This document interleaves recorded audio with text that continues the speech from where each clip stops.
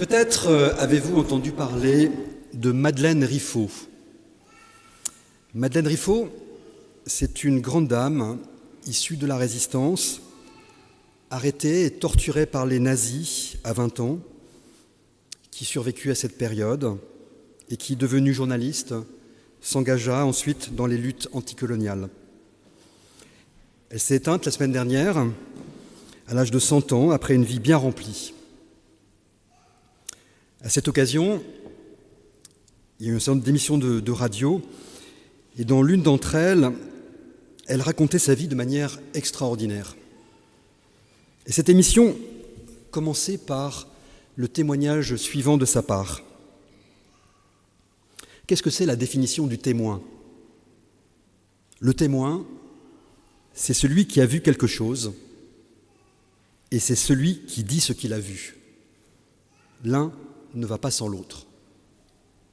Eh bien, c'est exactement le propos de ce texte que nous venons d'entendre ce matin. Jean-Baptiste est le témoin du Christ, il a vu, il en parle. Le personnage de Jean, dit le Baptiste, est un personnage familier de la Bible. Il a notamment inspiré de nombreux artistes. Il y a un célèbre tableau de Léonard de Vinci au Louvre. Et son existence est aussi attestée, notamment par l'historien juif Flavius Joseph, qui dit de lui « C'était un homme de bien, exhortant les Juifs à cultiver la vertu et à user de justice dans les relations entre eux. » Alors ce Jean-Baptiste, nous le connaissons notamment parce qu'il baptisait dans les eaux du Jourdain, non loin de Béthanie, comme l'a rappelé le texte. Les évangiles le décrivent par son allure, ses vêtements, sa nourriture. Marc, notamment, indique qu'il était vêtu de poils de chameau, avec une ceinture autour des reins, et qu'il se nourrissait de criquets et de miel sauvage. Alors nous pouvons imaginer l'impression extraordinaire que devait susciter la figure et le message de Jean-Baptiste dans l'atmosphère bouillonnante de la Jérusalem d'alors. Enfin, un prophète réapparaissait et sa vie en elle-même était un témoignage. Enfin, s'annonçait une nouvelle intervention de Dieu dans l'histoire. Jean-Baptiste baptise avec l'eau, mais pourtant un plus grand que lui, qui baptisera avec l'Esprit Saint, est déjà sur le seuil.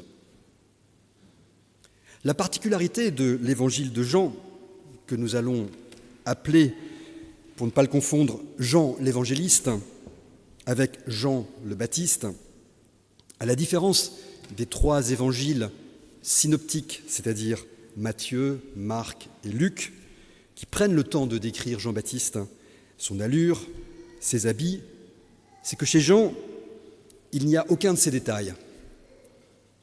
Jean ne présente pas non plus Jean-Baptiste comme celui qui baptise, même si le texte fait référence à plusieurs endroits au baptême qu'il pratique.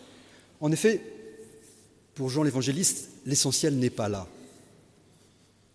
Non, Jean, dont le nom en hébreu signifie « Dieu fait grâce », est désigné par le 4e évangile comme un envoyé de Dieu, un envoyé de la part de Dieu.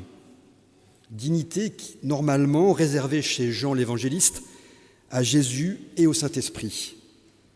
Chez lui, le Baptiste est ramené à une pure fonction de témoin, une pure fonction de voix. Non seulement il ne baptise pas Jésus comme chez Matthieu et Marc, mais il le désigne et le révèle à l'incrédulité du monde.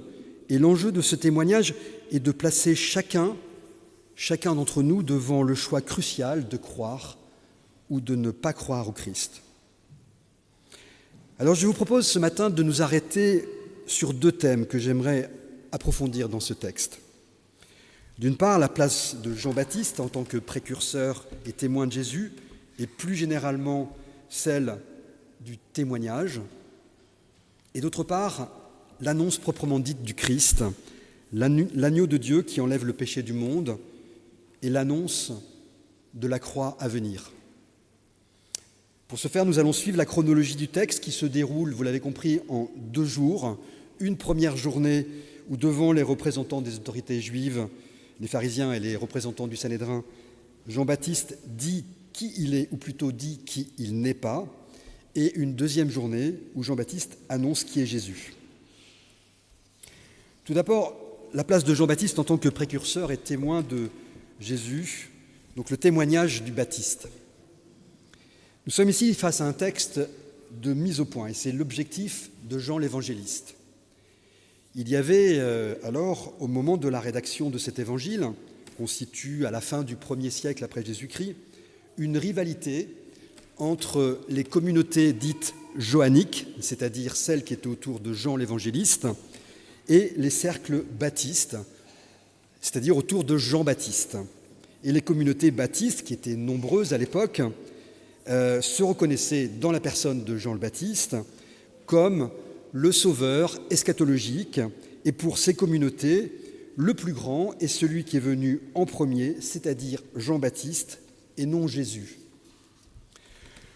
Donc pour l'évangéliste, il s'agit de faire cette mise au point et de régler cette question une fois pour toutes. C'est pourquoi ce texte vise à clarifier que par rapport au Christ, Jean-Baptiste est bien un simple précurseur, un témoin, mais rien de plus. Et cette mise au point, c'est Jean-Baptiste lui-même qui l'a fait dans le texte, au travers de son propre témoignage. Le passage qu'on a lu démarre comme un dialogue entre Jean-Baptiste et les Juifs, et les autorités juives ici préfigurent l'incrédulité du monde.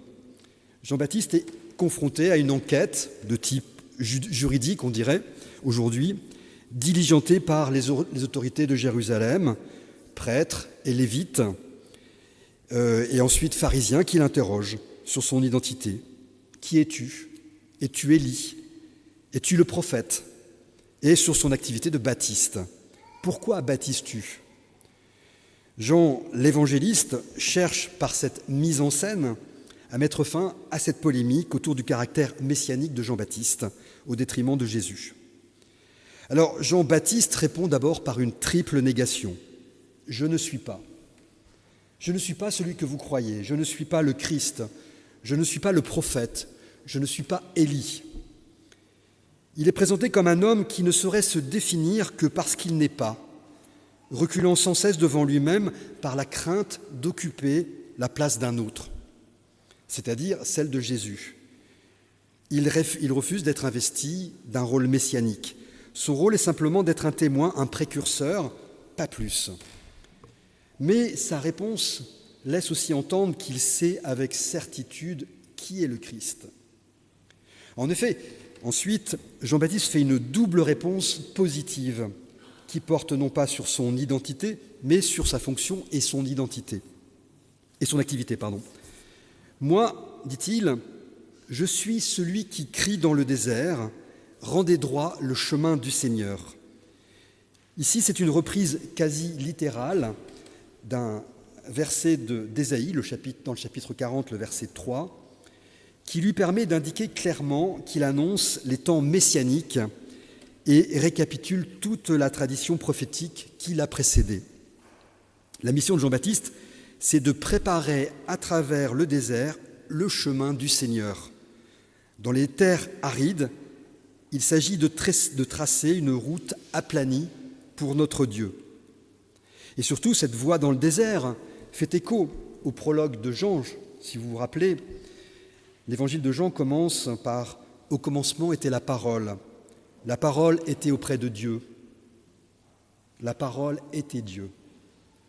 Devant l'incapacité de la loi à rapprocher l'humain de Dieu, Jean l'évangéliste affirme qu'il est impératif de retourner aux origines, là où commence l'histoire de Dieu avec nous. Alors un peu plus loin, Jean-Baptiste complète son propos en déclarant « Moi je baptise dans l'eau », et vient ensuite la plus importante confirmation du fait qu'il n'est pas le Messie, lorsqu'il dit « Au milieu de vous, il en est un que vous ne connaissez pas ». Et c'est le Christ qui se tient déjà au milieu d'eux. C'est le verset 26 que nous venons de lire. Donc Jean-Baptiste se présente en témoin oculaire, il a vu, d'un événement de la révélation qui lui permet de proclamer l'identité de Jésus comme Fils de Dieu. Là où dans les synoptiques, la parole de la filiation divine provenait du ciel, chez Jean l'évangéliste, elle est proférée par Jean-Baptiste, et son rôle consiste à identifier Jésus tout en s'effaçant immédiatement devant lui.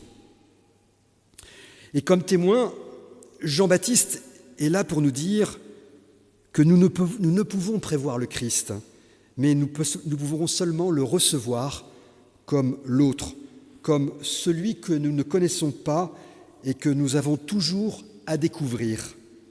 Jean-Baptiste incarne la figure de notre propre situation de témoin pour qui rien n'est jamais acquis.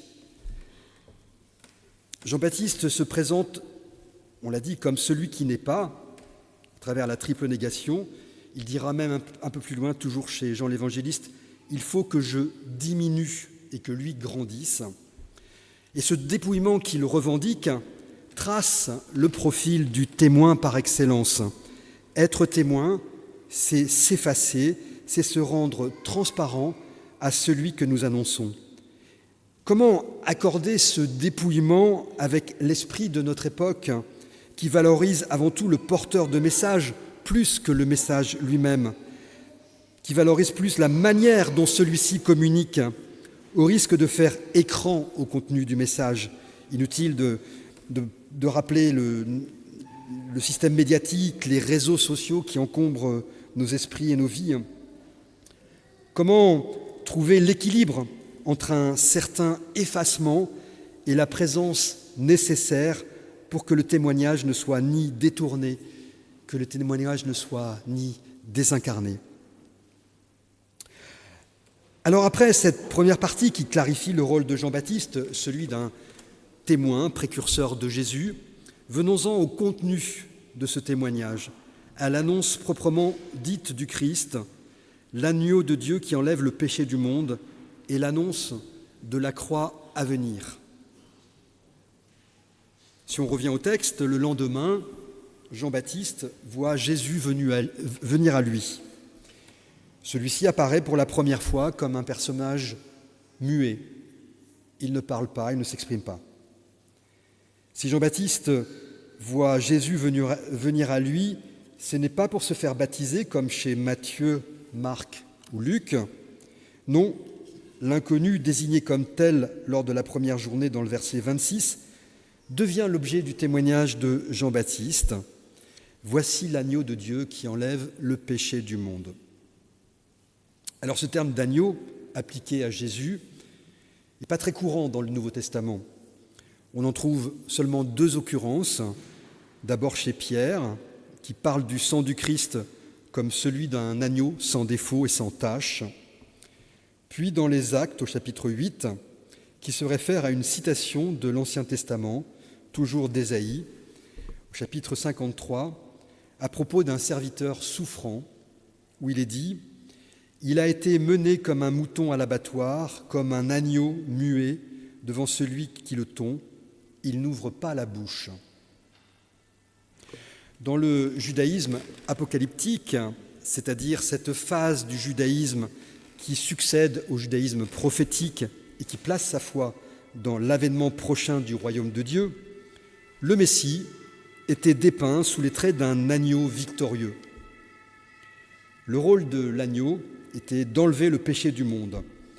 Et le judaïsme attend donc que le Messie restaure la pureté d'Israël. Rappelez-vous, Jésus a été crucifié durant une fête de Pâques juive, si bien qu'il doit donc apparaître comme le véritable agneau pascal, c'est-à-dire le sens qu'avait eu l'agneau pascal à la sortie d'Égypte.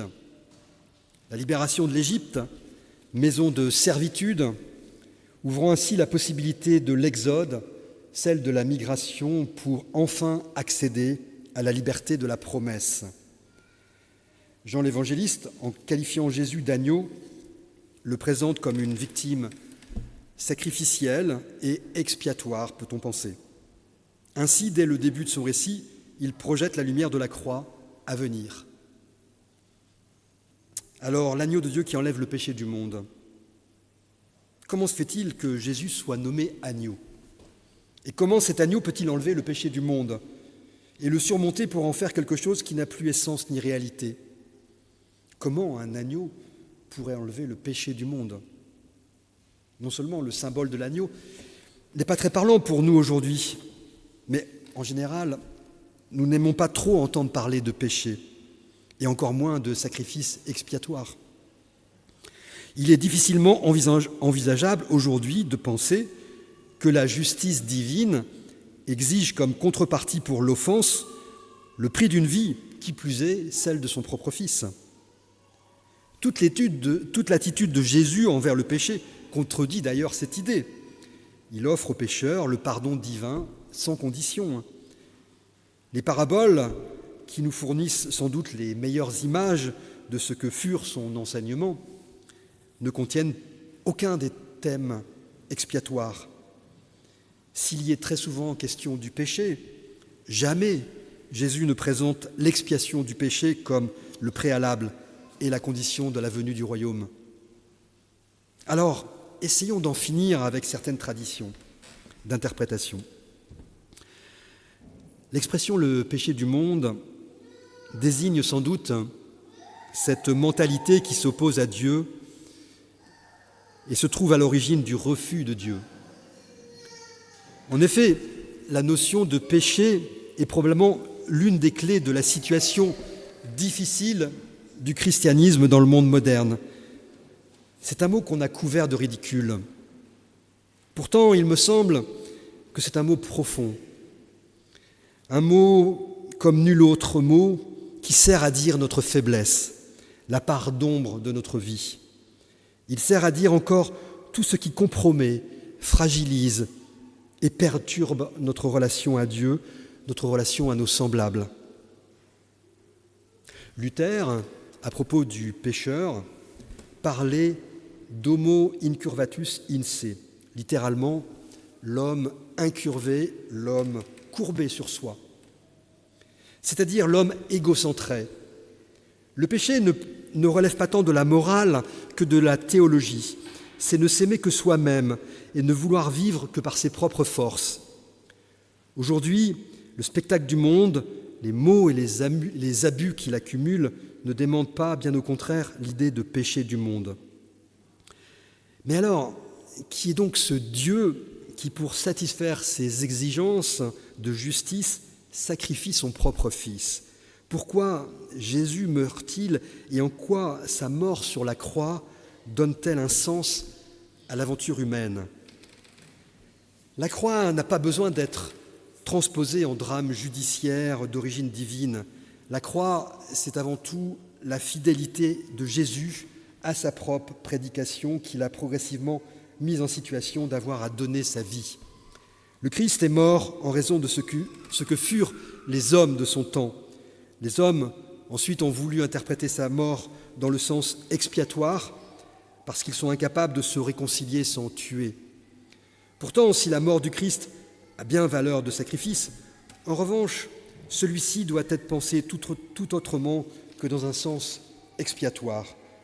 En effet, ici, la mort et renaissance prennent un sens différent. Dans la prédication de Jésus, en fait, la mort est avant tout une renaissance pour la vie dans l'esprit du Dieu vivant et unique. Jésus savait que sa mission le conduirait à une mort violente. Son abandon à Dieu dans la mort et son acceptation d'une mort violente manifestent que jusqu'au bout, il a refusé la tentation qui le pousserait à renier son humanité. Ainsi la croix n'a plus de sens expiatoire. C'est l'expression d'une liberté qui s'est engagée jusqu'au bout. Elle symbolise l'humaine vérité que la vie, pour être renaissance continuelle, requiert le consentement à la mort, tant réel que symbolique. Dès lors, le croyant n'a pas à faire la démonstration de sa valeur ou de sa vertu pour être reconnu par Dieu. La mort en croix, acceptée et volontaire, a désormais valeur de salut comme telle. La croix est une sagesse et une force pour les croyants, car elle est un récit de l'amour, de la gratuité, du don désintéressé et du service. Luther, à la suite de Paul et de sa théologie de la croix, qui traite de la mort de Jésus en pensant la croix comme la clé de tout discours sur Dieu et sur l'humain, ne dit rien d'autre quand il affirme que c'est en Christ crucifié qu'est la vraie théologie et la connaissance de Dieu. Alors en conclusion, je dirais que le Baptiste qui se présente en témoin oculaire d'un événement, d'une révélation qui lui permet de proclamer l'identité de Jésus comme Fils de Dieu. Il dit, et le rôle de Jean-Baptiste consiste justement à identifier Jésus en s'effaçant devant lui, et que l'enjeu de ce témoignage, tant celui de Jean l'évangéliste que Jean le Baptiste, est de placer chacun d'entre nous devant le choix crucial de croire ou de ne pas croire au Christ. Et Jean rappelle dans le chapitre 20, « Ces choses ont été écrites pour que vous croyiez que Jésus est le Christ et qu'en croyant, vous ayez la vie en son nom. Et celui qui est annoncé comme l'agneau qui enlève le péché du monde, dès lors que nous faisons le choix de croire en lui de par la gratuité de son don, nous confère force et sagesse. » Amen.